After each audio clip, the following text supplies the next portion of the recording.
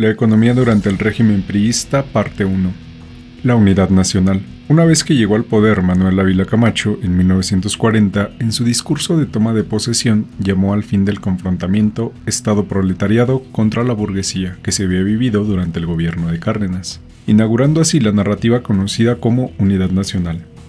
En su gobierno se abandonó la idea del campo como piedra angular del proyecto económico de nación que se venía utilizando desde la Revolución y se viró hacia la industrialización. El país poco a poco dejaba de ser un nodo rural para convertirse en un urbano, y la joven burguesía mexicana poco a poco se consolidaba, el modelo económico de la sustitución de importaciones.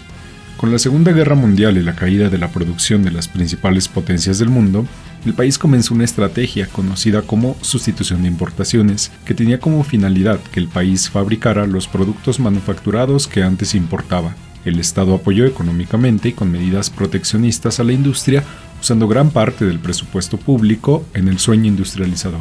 La relación con los Estados Unidos se convirtió en idílica, debido a que fueron aliados durante la Segunda Guerra Mundial. El Estado pudo contraer deuda con su vecino del norte y comenzó a participar en la economía en aquellos sectores que no eran atractivos para la iniciativa privada, naciendo así algo conocido como economía mixta y la buena relación Estado-burguesía mexicana. Desde los años 40 y hasta los 70, el país tuvo un gran crecimiento económico, lo que llevó a este periodo a denominarse como el milagro mexicano.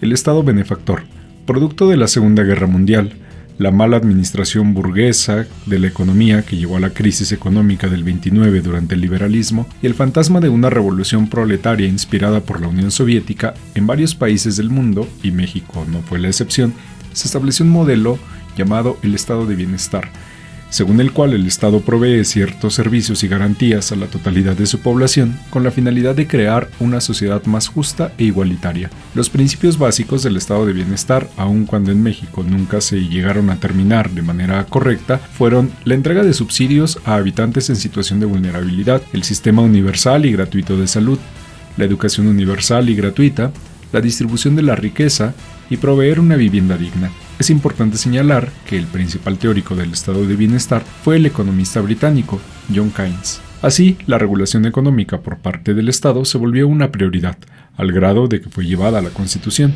Con la llegada de Alemán Valdés al poder, se dio el ascenso de la clase universitaria al mismo. El crecimiento acelerado continuaba y el país cada día se convertía en uno más moderno. Las vías férreas se sustituían por carreteras, las comunicaciones a través del teléfono, la radio y la televisión también crecieron.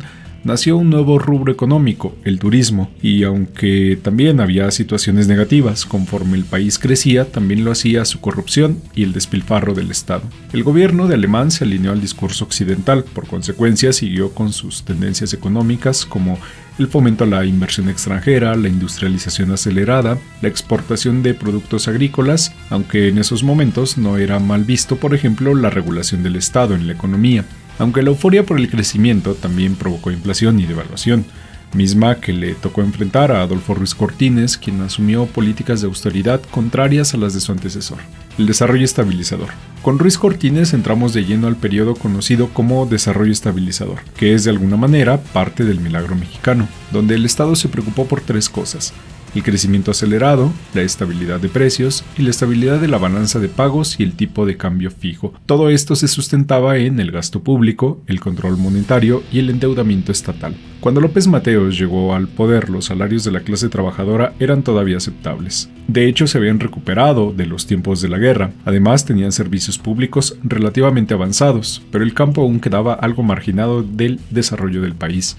Entre sus decisiones económicas se impulsaron industrias como la petroquímica, la eléctrica y la siderúrgica. Se trató de dar impulso al campo, limitando las importaciones y fomentando las exportaciones.